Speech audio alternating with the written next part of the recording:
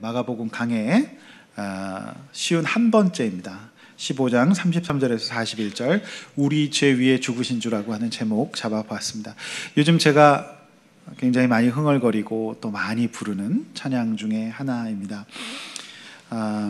수련회 하느라고 정말 너무 애를 많이 쓰셨습니다. 우리 부장님 네 분, 또 기도로 후원해 주신 많은 성도님들, 또 중간중간 들리셔서 함께 협력해 주신 모든 우리 성도님들 감사드립니다.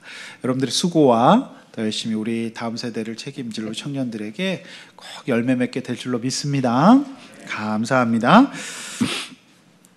저의 동기이자 25년 신학교 때 만난 저의 친구, 저는 형이라고 하는데요, 오대희 목사님께서 개척 7년차를 맞아서 12강주리 교회 개척 그 이후라고 하는 책을 쓰셨어요.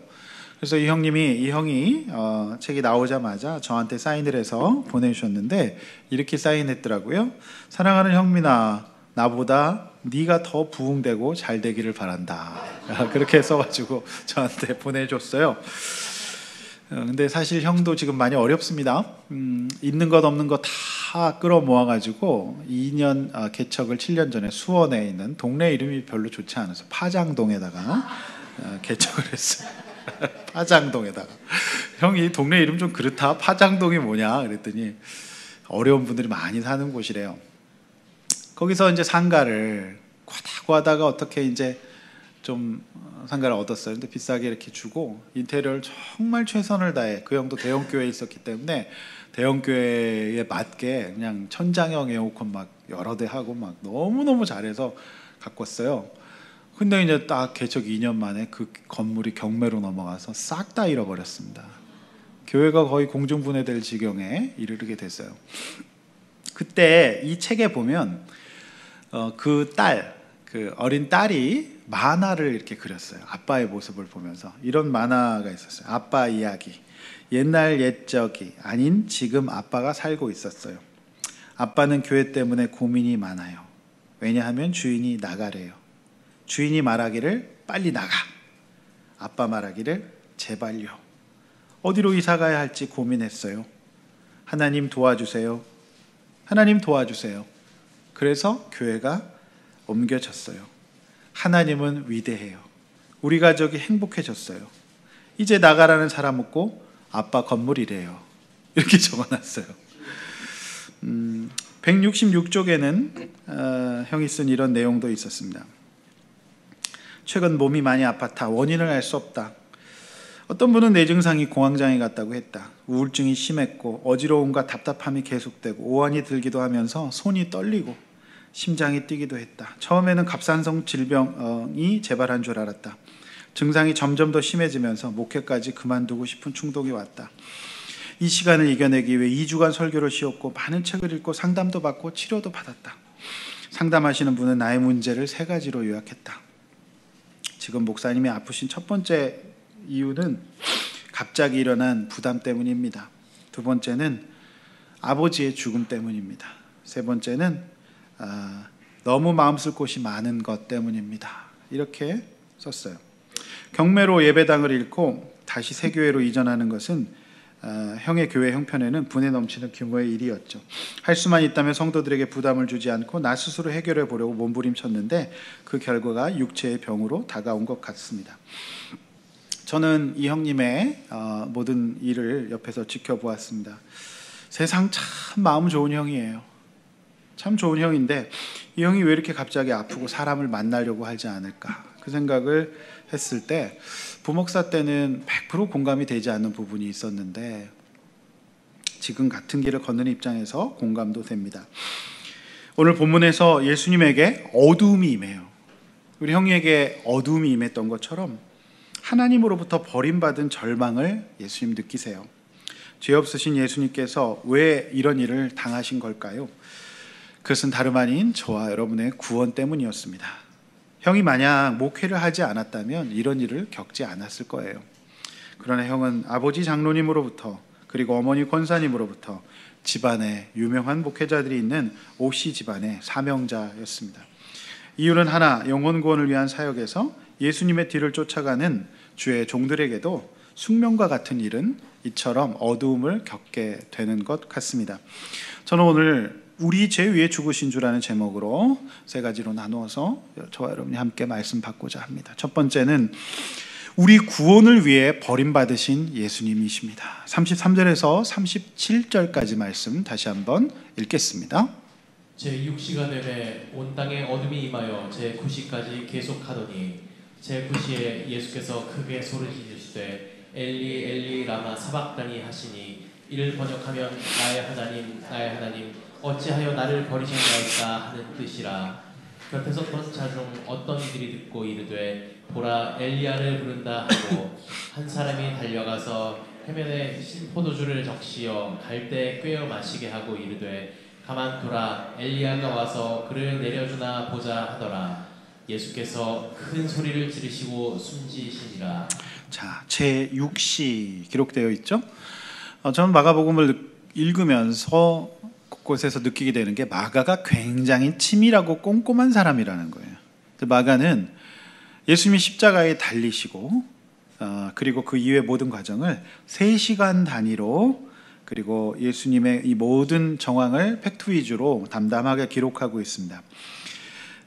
마가복음이 가장 먼저 쓰여진 복음서인 원복음서의 역할을 톡톡히 할 수 있었던 것은 마가이처럼 치밀하고 꼼꼼한 기록 때문이었던 것 같습니다. 지난주 본문에서 제3시에 십자가에 못 박히신 예수님의 고통은 3시간이 흐르면서 극에 달하게 됩니다. 피가 또 물이 빠져나가면서 타는 듯한 갈증과 고통을 느끼십니다. 그래서 십자가는 어두움 그 자체예요. 인간이 경험할 수 있는 가장 극악의 고통이지요. 바로 그때 세상에 어두움이 임합니다. 자, 제6시는 언제인가? 정오입니다. 정오. 가장 밝을 때 제6시. 자, 이것이 갑자기 해가 가려지는 일식 때문인지 기상의 악화로 인한 시커먼 구름 때문인지는 알 수 없지만 성경은 미리 이 말씀을 해놓았습니다. 예수님 위에 내려진 인간의 죄에 대한 하나님의 심판을 상징하는 어떤 우주적인 표상이다라고 하는 것이죠. 이사야서 53장, 아모스 8장, 고린도후서 5장에도 기록이 되어 있고, 또한 이 어두움은 우리의 죄를 짊어지고 가는 하나님의 아들 예수 그리스도를 거부한 이스라엘 백성에 대한 심판을 상징하는 것이기도 합니다. 이 어두움을 해석하고 있는 아모스 8장 9절 말씀 한번 같이 앞에 보시고 읽어보려고 합니다. 읽어보겠습니다. 주 여호와의 말씀이니라. 그날에 내가 해를 대낮에 지게 하여 백주의 땅을 캄캄하게 하며. 네, 말씀이죠. 해를 대낮에지게 하며 백주의 땅을 캄캄하게 하며. 이것은 예수 그리스도가 저와 여러분의 죄를 위하여 죽으실 때 상징적으로 이미 예언되어 있던 그런 말씀이었다라고 하는 것이죠. 자, 3시간이 더 흐릅니다. 제9시. 그러면 정오에서 3시간 더 흐르니까 몇 시가 되겠죠? 오후 3시가 되었을 때 예수께서 엘리 엘리 라마 사막다니 라고 외치십니다. 이것은 예수님 당시에 사용하셨던 언어인 아람어입니다. 고대 히브리어는 이미 이미 죽은 언어가 됐고 예수님 당시에는 아람어라고 하는 언어를 쓰셨는데 이 복음서, 이 마가복음을 읽는 헬라어 독자들을 위하여서 그 뜻을 풀어놓은 것입니다. 그래서 엘리 엘리 라마 사막다니는 예수님께서 나의 하나님 나의 하나님 어찌하여 나를 버리셨나이까 라고 하는 그런 뜻이 되겠습니다. 그리고 37절에서 마가는 비교적 담담하게 그려놓고 있어요. 숨지셨더라 그렇게 해요. 다른 복음서 마태, 마가, 누가에는 이 십자가상에서 하셨던 말씀을 가상칠언이라고 해서 7가지로 정리가 되어 있거든요. 근데 마가는 굉장히 담담하게 숨지셨다 그렇게 하고 엘리 엘리 라마 사막다니 외치셨다 이렇게 기록을 하고 있습니다. 자, 예수님의 가장 큰 고통은 무엇이었을까요, 여러분? 한번 생각해 봅니다. 첫 번째는 인간이 겪을 수 있는 가장 극악한 고통이었던 십자가라고 하는 형틀에 달리는 육체의 고통이겠죠. 그런데 오늘 이 본문에 보면 예수님은 그것에 대해서는 별로 언급이 없으세요.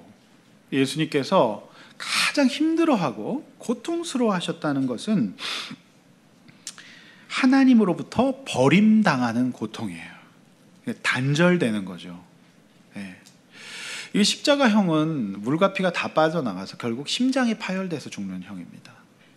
그런데 예수께서는 그 고통도 고통이셨겠지만은 사실 그 하나님의 아들, 예수는 하나님을 너무너무 사랑하셨고 그의 아들로서 죽음이라고 하는 일반적인 죄인이 겪어야 될 그 죄의 책으로 인하여서 결국 사망이 오지 않습니까? 그래서 그 죄는 하나님으로부터의 분리를 가져와요. 그래서 인간이 다 죽는 것이거든요. 그런데 예수께서는 그런 일을 겪으실 이유가 없으시잖아요. 이 죽는다는 것은 하나님으로부터의 분리, 그러니까 영원한 생명이 아니고 이제 생명이 끊기는 일이지 않습니까? 그러니까 이 일은 하나님, 영원히 사신 하나님의 아들 예수 그리스도가 잠시나마 죽으신다는 거, 이것은 이제 하나님과, 사랑하는 하나님과의 이런 단절을 의미하는 거죠.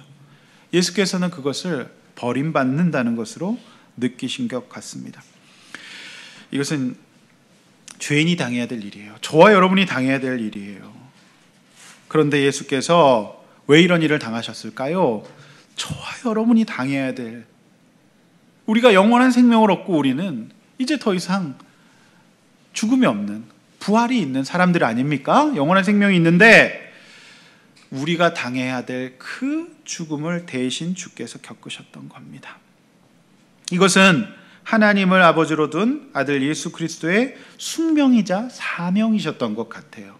그래서 그것을 피하기를 원하셨지만 하나님의 뜻에 예수는 땀방울이 핏방울이 되도록 기도하시고 순종하시기로 결정하시고 그 길을 통과하십니다. 저는 제 친한 형의 그 책을 어제 다 읽었어요. 다 읽으면서 저도 알지 못했던 이런 내용이 나오더라고요.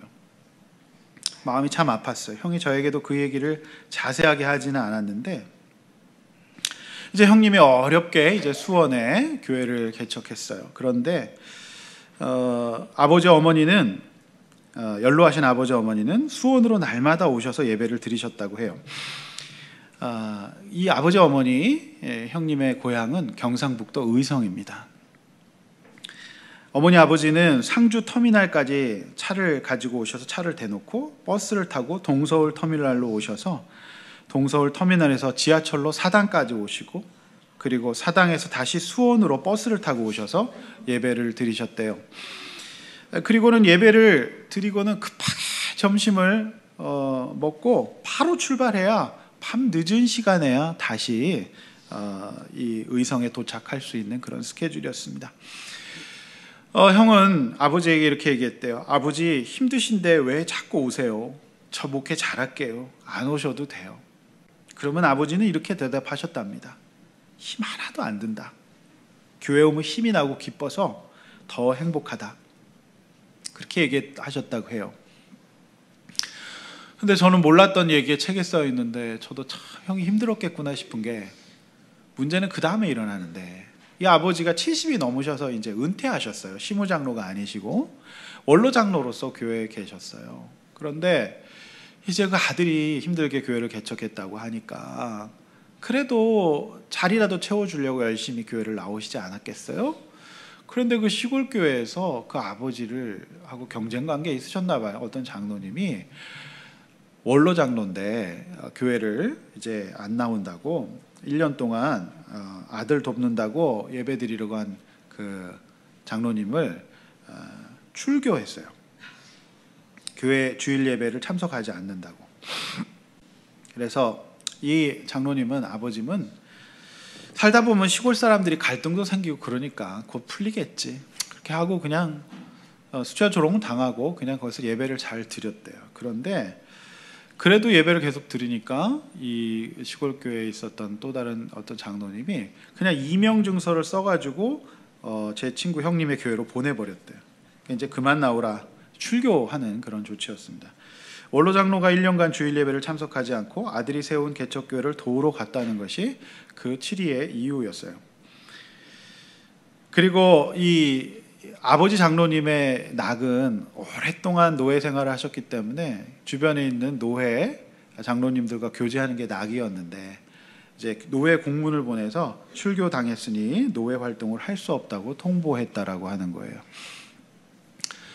이제 활용 점점 더 앞거는 여기서 끝이라면 그래도 괜찮았을 텐데 이제 교회 문이 이제 여러 개가 있었는데 그 아버지 장로님 집에서 가는 방향에 문이 있었대요. 그런데 그 문을 교회 오지 말라고 그 문을 용접을 해서 막아버리셨어요. 그래서 다시 대문이 열리지 못하도록 철문에 쇠파이프를 가로붙여 용접을 해서 그 문이 다시 열리지 못하겠다는 겁니다. 이런 과정을 통해서 그 장로님은 80년이나 다닌 교회에서 쫓겨나셨어요.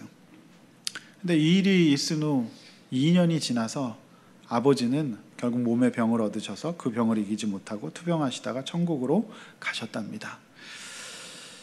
형은 저에게 이 얘기를 하지 않았습니다. 형과 형의 부모님의 마음을 헤아려 봅니다. 단절의 경험인 것 같아요. 아니 그 시무장로님도 아닌데 이제 은퇴하셨는데 그래 아들 좀 돕겠다고 그렇게 하는데 그게 그렇게 큰 잘못일까요? 꼭 그렇게까지 했으면 될까요? 전 참 너무 마음이 아팠어요. 그래서 시골 교회에서는 절대 싸우면 안 되겠구나. 정말 무서운 것 같아요. 어떻게 그런가 싶었어요. 근데 아버지 그 장로님의 마음이 너무 그때 힘드셨나 봐요. 저 아들 어떻게 도와보겠다고 이렇게 하셨는데 그 80년 태어나서 쭉 다녔던 80년 다닌 교회인데 거기서 문을 잠가 버렸으니까요. 용접을 해버렸대요. 정말 무서워요. 제가 이거는 완벽한 단절이구나. 아버지 장로님의 마음도 단절이고 형님도 그 교회를 어려서부터 청년 때까지 늘 뒷동산처럼 지나다녔던 제가 그 마을에 가봤는데 그런 교회였는데 이제 오지 말라고 하는 거죠. 형은 엎친 데 덮친 격으로 교회가 어려워지고 또 사람들은 왔다가 나가기도 하고 그리고 아버지도 그렇게 돌아가시고 저 우울과 공황장애가 안 오는 게 이상한 것 같아요. 그러나 저는 압니다. 형님의 교회에서 살아나는 성도들을 저는 눈을 뜨고 봤어요. 있으나마나한 교회가 아닙니다. 그 땅, 수원 땅에 꼭 있어야 될 교회일 수도 있어요. 여러분, 이 와중에 오늘 보면 35절, 36절에 섰던 자들의 조롱은 참으로 외면하고 싶은 절망적인 모양새예요. 예수께서 지금 극도의 고통을 느끼고 계신 그 순간에 십자가에서 죽으시기 직전에 예수님을 조롱하며 그가 엘리야를 부른다. 엘리야가 나타나 도와주는가 보자 하고 십자가에 달리신 예수님을 물고 뜯고 있습니다. 정말 물고 뜯는 거예요. 몰약에 탄 포도주를 억지로 먹이면서 그것도 신포도주를 그러면서 그냥 죽게 내버려 두다라고 이렇게 조롱합니다. 자, 이때까지 본문을 보면 예수님의 의식은 있는 걸로 보여요. 아직 돌아가시기 직전이에요. 의식은 있어요. 그 얘기가 들렸을 거예요. 여러분이 예수님이라면 마음이 어떠십니까? 그 속이 속이겠습니까?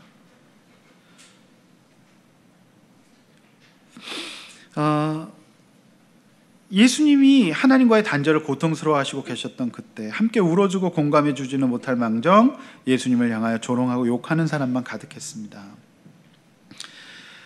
이 버림받았다는 느낌을 다시 한번 우리가 묵상해 봅니다. 그 형은 제 동기 형은 참 좋은 사람이에요. 너무너무 좋은 사람인데 왜 이런 고난을 당해야 됐을까요? 그거는 예수 쫓아서 가고 한번 사람 살려보겠다고 하는 일이잖아요. 형뿐만 아니라 저도 같은 길을 걷고 있습니다. 형은 7년 차, 저는 2년 차입니다. 책에는 성도들이 많은 일들, 또 교회 문제에 일어난 많은 일들에 대한 신경을 담담히 적어놓고 있는데요. 공감되는 이야기예요. 제가 이제 목회를 하면서 부족하고 연약한 목회였지만 하면서 종종 느끼게 되는 거는 제가 이렇게 기도를 해요. 그리고 하나님 앞에 저 때문이 아니라 다른 사람의 구원과 변화를 위해서 기도하거든요. 근데 그게 이렇게 응답이 안 될 때가 있어요. 그러니까 이제 저는 뭔가 외롭다, 단절되었다. 때로는 심하게 어떨 때는 버림받았다는 느낌도 들어요. 어떤 마음에 자꾸 이제 목회를 하면 즐겁고 행복하고 막 그럴 때도 있습니다. 그런데 이게 무슨 저희에게 무슨 말은 구속이에요. 근데 이제 세상 구속은 수갑을 채우기 때문에 굉장히 구속력이 있는데 우리 교회에서 구속은 구속력이 없는 것 같아요. 그렇지 않습니까? 아무리 공들여서 전도를 하고 이래도 그냥 안 보면 그만인 거예요.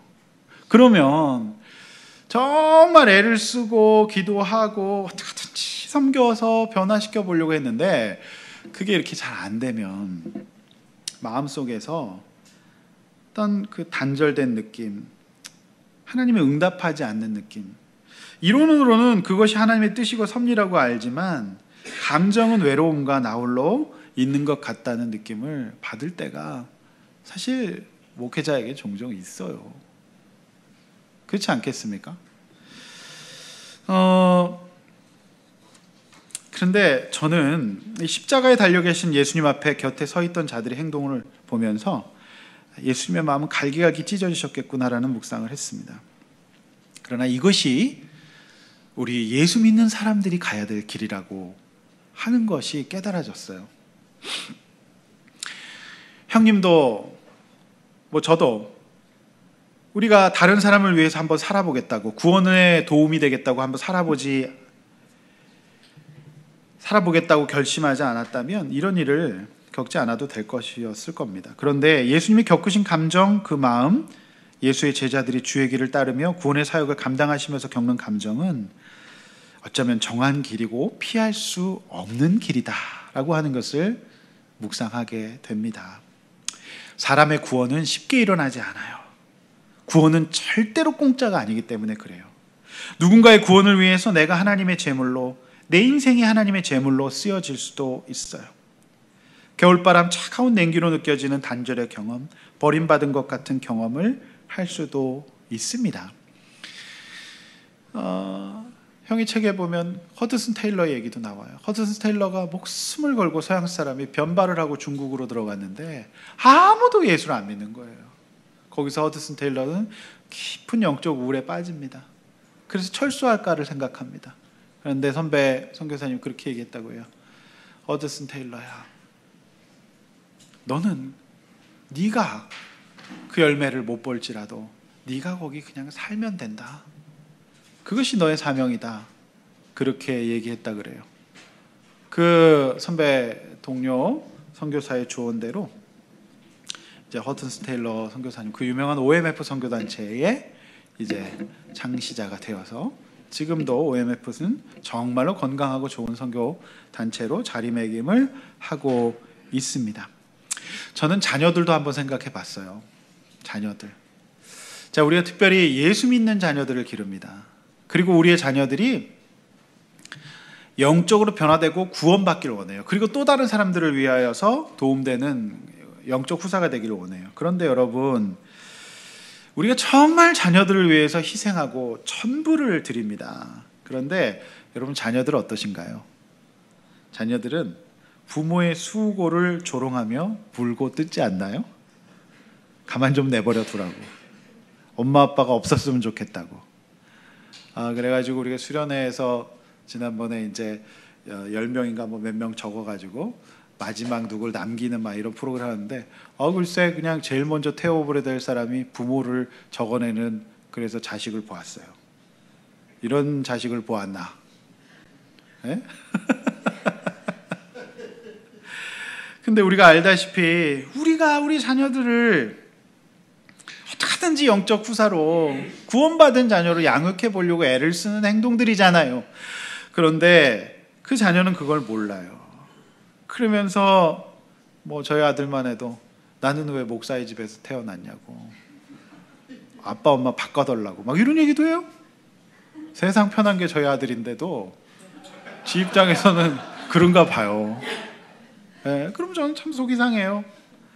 저는 저희 아들도 사람 살리는 사람 됐으면 좋겠고 하나님이 기뻐하시는 사람 되기를 원하는데 그걸 몰라요. 그래서 그럴 때면 어떤 마음이 들어요? 단절됐다. 하나님이 내 기도를 안 들으시는가? 그리고 하나님으로부터 버림받은 느낌, 또 외로운 느낌, 허무함도 느껴요. 여러분 믿으십시오. 구원, 즉 사실 우리가 자녀를 낳아서 기르고 그 아이가 말씀 안에 자라도록 하는 것은 모든 이루어야 될 영적 성장, 성화의 단계의 구원이잖아요. 그러니까 이 단계에서 우리가 겪을 수밖에 없는 것은 예수께서 겪으셨던 어떤 상실과 단절의 그 경험이다라고 하는 거예요. 그래서 제가 어저께 여러 성도님들 위해서 기도하고 또 이렇게 말씀을 준비하는데 이번 주는 정말 설교가 대박이었어요. 설교 이번 주에 얼마나 설교를 많이 했는지 연말은 저한테 진짜 경무에 시달리는 주간이에요. 예. 송구영신 예배, 또 수요 예배하고 청년부 수련회도 또 2번 있었죠. 주일 예배도 하고. 그러니까 이게 무슨 설교가 국숟가락도 아닌데 이게 쭉쭉 뽑아져 나옵니까? 여러분, 제 속이 정리가 안 돼 있고 제가 은혜를 못 받으면 여러분 설교할 때 여러분 눈 제가 못 쳐다봅니다. 그거 희한해요. 제가 자꾸 원고만 쳐다보면 상태가 안 좋은 거예요. 네. 그래서 어제 큐티 본문을 폈어요.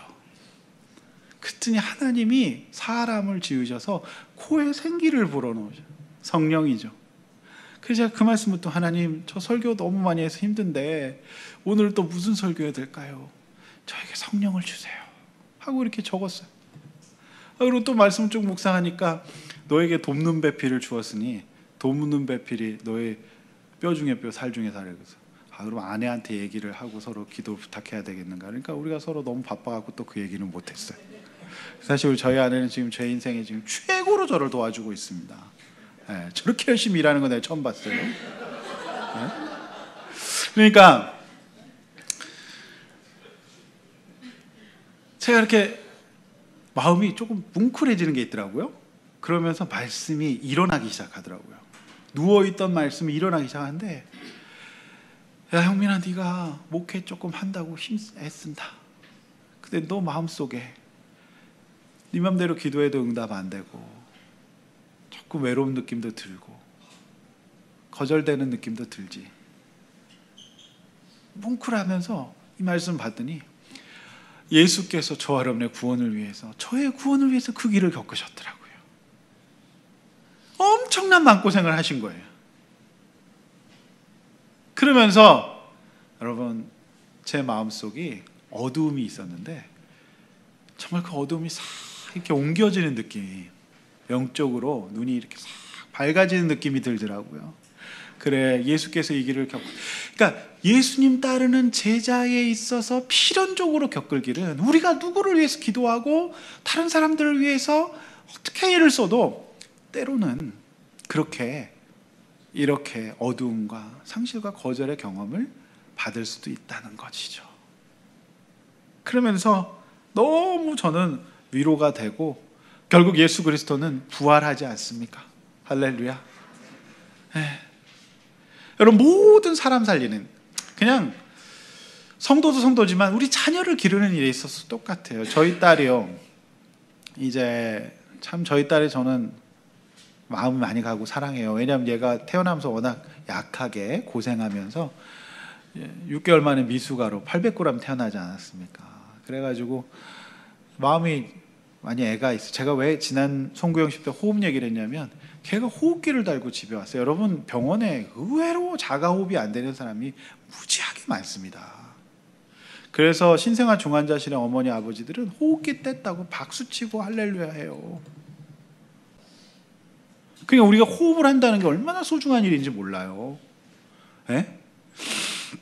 그런데 이 녀석이 그냥 이제 좀 컸다고, 제가 이렇게 방에 들어가잖아요. 그러면 이제 함부로 들어오지 말라고, 놓고 좀 하라고 막 사춘기가 됐나 봐요. 그리고 한 번은 엊그저께 새벽에 또 막 화장실에서 배가 아프다고 막 울어요. 그래서 가보니까 얼굴이 하얘져갖고 변기에 앉아있는데 얼굴이 하얘져가지고 배 아프다고 그래서 놀라가지고 이제 배를 이제 기도하면서 막 마사지를 해줬죠. 할 수 있는 게 없으니까. 막 마사지를 해줬더니 이제 또 아무렇지도 않은 듯 또 엄마 아빠 침대에 와가지고 또 쏙 또 이제 편하게 또 잠을 자요. 근데 그 생각이 들어요. 이 녀석이 이제 나중에 커가지고 시집 간다고 그러면은 좀 상실감과 단절감을 느낄 것 같아. 그래도 뭐 이상한 놈 만나가지고 이상한 놈이 고생이라도 시키면은 정말 속상할 것 같다. 그런 생각도 막 들고요. 막 그러는 거예요. 그래서 제가 들었던 생각은 뭐냐. 우리가 자녀를 기르는 것도, 또 성도를 양육하고 전도하고 애쓰는 것도, 내가 이렇게 해도 그 자녀, 우리가 예수 안 믿는 사람이면 상관없어요. 어떻게든지 내 자녀가 믿음 안에서 말씀 안에서 살도록 도와야 되기 때문에. 근데 그 길을 걷다 보면 여러분 필연적으로 이런 어떤 상실감, 거절감, 외로움을 느낄 수밖에 없다는 것입니다. 오늘 이 자리에도 자녀들 놓고 또 가족들 놓고 기도하시는 분들, 하나님의 위로가 있으시기를 축원합니다. 할렐루야. 여러분, 저희 딸이 그냥 한 주간 외숙 모집에 가 있습니다. 이 녀석이 전화도 안 해. 전화도. 에? 전화라도 좀 하지. 그래서 부모님께 전화를 해야 되는데 저도 잘 못하네요. 할 말이 없습니다. 성도 여러분, 우리가 예수님을 따르는 사람에게 굉장히 수준 높은 경험이에요. 그러니까 하나님의 뜻을 따르는 자들이 겪을 수밖에 없는 영적으로 굉장히 수준 높은 차원의 감정은 이 상실감이에요.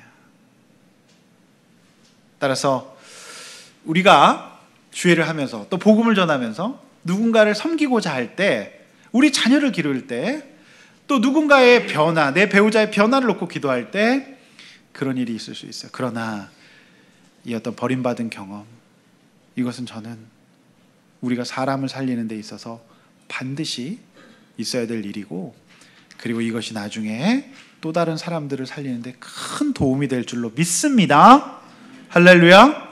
예수께서 버림받으셨다. 따라서 해봅시다. 예수께서 버림받으셨다. 그래서 여기 버림받음을 경험하신 분들은 예수님도 버림받으셨다는 것을 믿고 오늘 하나님 앞에서 여러분의 인생을 다시 해석할 수 있기를 간절히 바랍니다.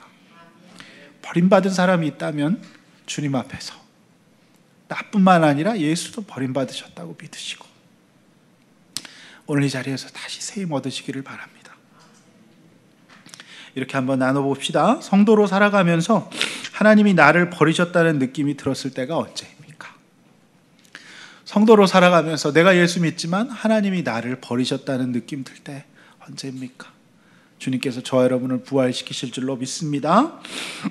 두 번째로 우리 예배 회복을 위해 죽으신 예수님, 38절 말씀이에요. 한번 같이 읽겠습니다.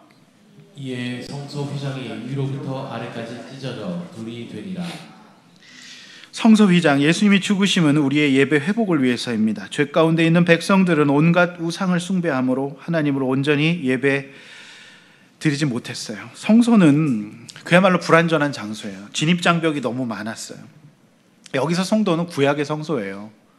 그러니까 성소는 대제사장도 1년에 겨우 몇 번 온갖 준비하고 목숨 걸고 들어가는 곳이에요. 왜냐하면 죄인이 하나님 함부로 만날 수가 없거든요.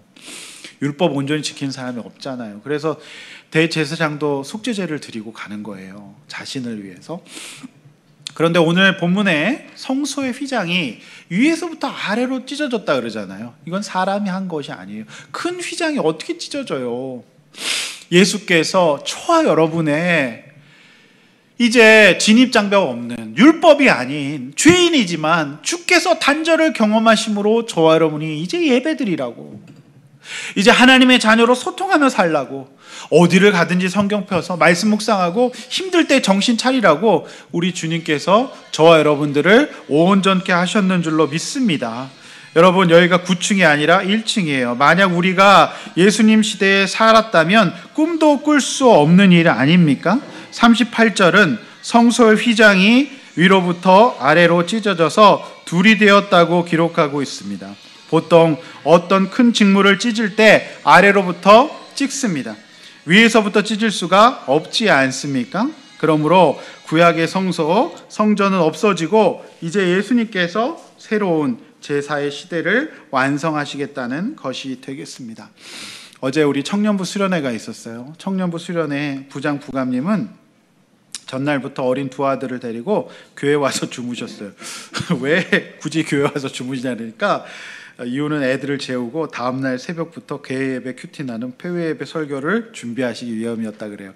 저는 우리 성집사님의 폐회 큐티를 못 들어서 꽤나 아쉽습니다. 밤을 새웠어요. 밤을 새워. 그러니까 성집사님 성품이 처음으로 이런 거 사람들 앞에서 이렇게 막 나누는 거 하시는 성품이 아닌데 밤을 새워가지고 두 부부가 이렇게 섬겼어요. 그러시면서 저한테 이런 얘기를 하더라고요. 목사님이 설교 준비하시는 그 고난을 이해하게 되었다는 간증도 해주었어요. 예, 너무너무 이 부부가 하여튼 말씀 준비하고 아이들 은혜 받게 하기 위해서 여러모로 정말 수고하셨습니다. 저는 다니엘서를 갖고 집회했어요. 다니엘은 무너진 고국 교회의 예배 회복을 위해서 하나님 앞에 뜻을 정했어요. 목숨을 건 싸움 아니었겠습니까? 이스라엘 백성이 우상 숭배를 해서 성소가 회파돼요. 느부갓네살 왕에게. 그런데 그 바벨론의 포로로 끌려갔던 다니엘과 3명의 친구들이 뜻을 정합니다. 이 뜻을 정함은 우리가 우리 하나님을 예배하겠다라고 하는 거예요. 여러분, 그런데 그 예배가 쉽습니까? 이 다니엘은요, 영적인 루틴이 있었어요. 하루에 3번, 그 바쁜 공무 중에도 그 직분이 굉장히 높아지거든요. 근데 하루 3번 예루살렘의 열린 창을 향하여 하나님을 예배해요. 근데 그거를 딱 보고 찝어가지고 저 사람 저렇게 예배했다고 해서 다니엘이 사자굴에 들어가죠. 그래서 제가 7일 동안 사자를 굶겨갖고 풀어놨다는 것을 제가 성경에서 본 줄 알고 한참 성경에서 찾아보려는데 다 못 찾더라고요. 근데 성경에는 없어요. 제가 보니까 그거를 주석에서 봤다고요. 주석에서 보통 이 사자 형벌을 내릴 때는 7일간 굶겨갖고, 그러니까 이 다니엘을 붙들었던 사람을 오히려 거기다 집어넣거든요. 그러니까 땅에 닿기도 전에 뼈도 안 남기고 다 먹어요. 완전 순살 치킨이 돼가지고 그냥 싹 다 먹어버린 거죠. 7일 굶기면 그렇게 돼요. 네. 그러니까 그것입니다. 제가 수정합니다. 성경에 7일 굶겼다는 얘기는 없어요. 그래서 이렇게 다니엘이 그렇게 목숨을 걸고 예배를 해서 결국 이스라엘 백성을 위해서 대신 회개하기 시작해요. 그래서 다시 포로에서 귀환하게 되는 거예요. 뭐 때문에? 예배 회복을 위해서요. 여러분, 2020년에 여러분의 가장 우선순위는 뭘까요? 여러분, 오늘 우리 교회 표가 제가 호흡 있는 자보다 여호와를 찬양하라. 찬양은 예배잖아요. 송구영신 예배 때 드린 큐티 본문이 시편 150편에서 따왔어요.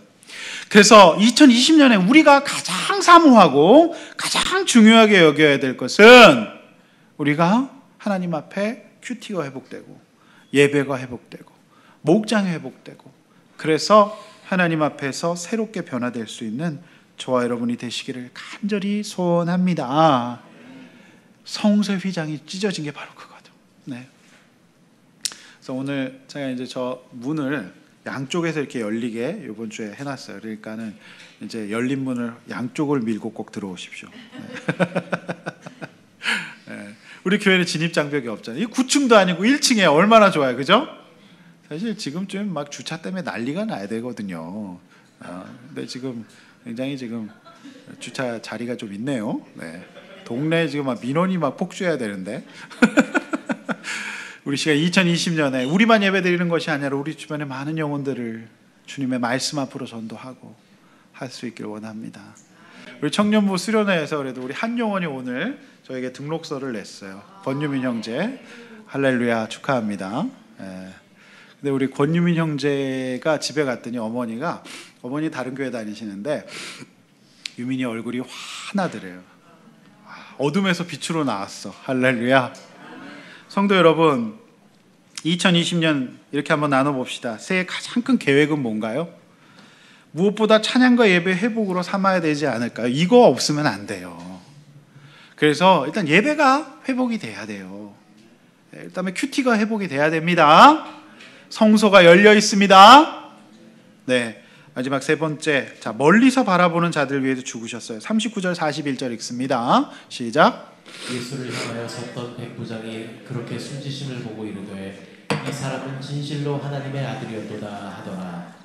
멀리서 바라보는 여자들도 있었는데 그 중에 막달라 마리아와 또 작은 야고보와 요새의 어머니 마리아와 또 살로메가 있었으니 이들은 예수께서 갈릴리에 계실 때 따르며 섬기던 자들이요 또 이외에 예수와 함께 예루살렘에 올라온 여자들도 많이 있었더라. 네, 맞습니다. 자, 이 백부장이 고백합니다. 백부장은 로마의 관리죠. 그래서 그야말로 100명의 군인을 지휘하는 지휘관입니다. 자, 이 대목은 그 백부장의 고백이라고 유명한 성극으로도 나와 있습니다. 그래서 우리 교회에서 이번에 연말 행사를 하면서 연기의 은사가 있는 분들 제가 다 이제 눈에 다 보아뒀습니다. 도당 도당 이것도 제가 다 봐놨기 때문에 우리 교회에서 베스트 멤버를 뽑아갖고 이 백부장의 고백 같은 거 연말에 그랜드 오픈 한번 해보면 되게 좋을 것 같아요. 네, 굉장히 지금 또 김홍주 집사님도 너무 멋진 연기 정말 같았어요. 딱 이러는데 진짜 같더라고요. 그래서 우리 베스트 멤버 뽑아가지고 우리 송 집사님도 연기력이 아주 또 충충하셨어요. 송수영 집사님도. 그래서 우리 그렇게 한번 해보면 좋겠다. 이게 성극으로 나와 있어요. 그러니까 이 백부장은 모든 과정들 이방인이잖아요. 그런데 이 예수의 십자가의 모든 과정을 형을 집행한 최종 책임자로서 이걸 보고 나서 이렇게 고백한 거죠. 진실로 하나님의 아들이었다. 그게 백부장의 고백이에요. 사실 이 본문은 마가가 의도적으로 유대인들뿐만 아니라 이제 예수 그리스도의 십자가의 죽으심으로 유대인들이 정말 짐승처럼 취급했던 저 이방인들도 이제는 예배가 가능한 시대다. 저들이 구원받게 될 것이다 라는 것을 선포하는 거죠. 이방 선교의 시대가 열렸다. 그거를 하는 거죠. 그래서 이 글을 읽는 헬라인 독자들도 마음껏 하나님을 믿을 수 있다. 예수의 형을 집행했던 책임자였던 백부장도 믿었는데 누가 안 되겠냐. 결국 이 마가의 기록은 예수님의 이 죽으심으로 말미암아서 여러분 300년이 채 안 돼서 로마가 기독교를 공인하게 됩니다. 할렐루야. 그러므로 예수 믿지 못할 사람은 아무도 없는 줄로 믿습니다. 또한 오늘 본문에 보면 멀리서 예수를 쫓았다 그러죠. 자, 근데 이 마가 참 재밌어요. 예수님을 항상 가까이서 쫓았던 사람은 누구죠? 예수님의 세 제자였잖아요. 베드로, 요한, 야고보. 이 세 사람이 항상 같이 있었는데 그렇게 예수님 죽기 살기로 쫓겠다고 하는 사람들은 다 도망가고 없어요.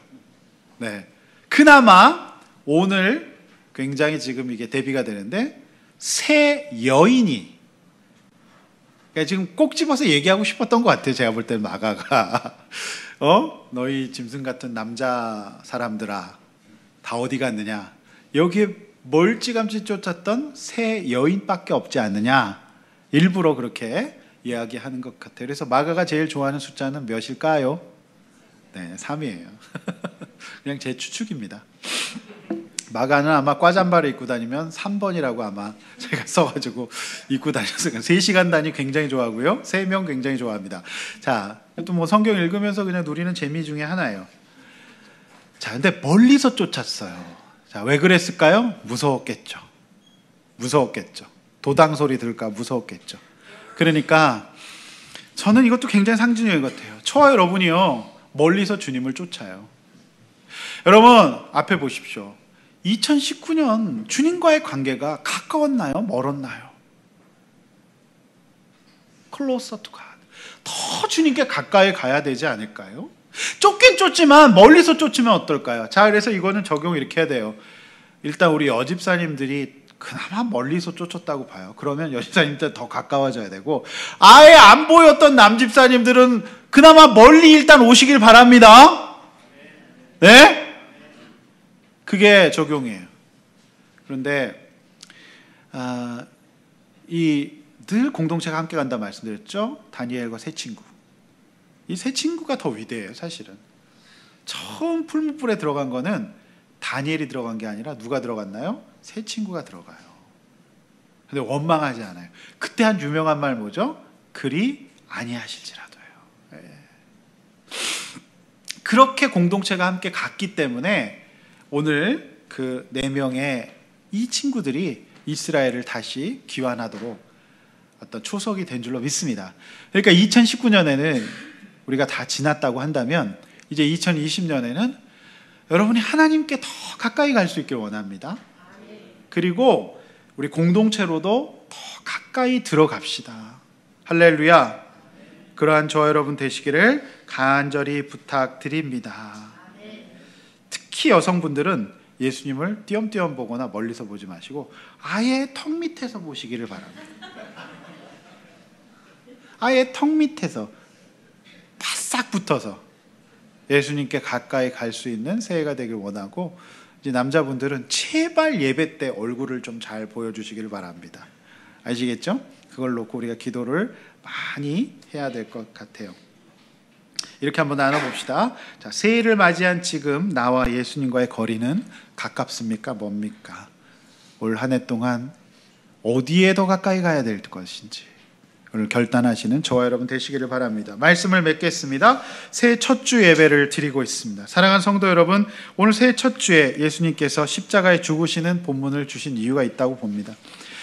그것은 저와 여러분의 구원을 위함이었어요. 또한 그것은 저와 여러분의 예배의 회복을 위함이었어요. 또한 그것은 저와 여러분이 예수님께 꼭 붙어 있게 하기 위함이었습니다. 성도 여러분, 힘을 냅시다. 우리 주님께서 여러분이 영혼을 구원하기 위해서 애쓰시고, 또 그 과정에서 때로는 못 쫓아오는 믿음이 연약한 성도들에게 느끼는 그 답답함과 연약함 주께서 다 아십니다. 열심히 교회를 섬기고 계시는 귀한 우리 성도 여러분, 힘내시기를 바라고, 구원의 과정에 꼭 필요한 일이니 우리도 예수님을 그렇게 믿고 우리 성도를 섬기고 우리 자녀를 그렇게 양육해 갈 수 있기를 소원합니다. 오늘 이 말씀이 2020년 첫 예배를 드리는 저와 여러분의 새해 신앙생활에 귀한 귀감이 될 수 있는 말씀으로 자리 잡아지기를, 잘 박힌 모처럼 잊혀지지 않기를 주님의 이름으로 축원합니다. 우리 찬송하고 기도하겠습니다.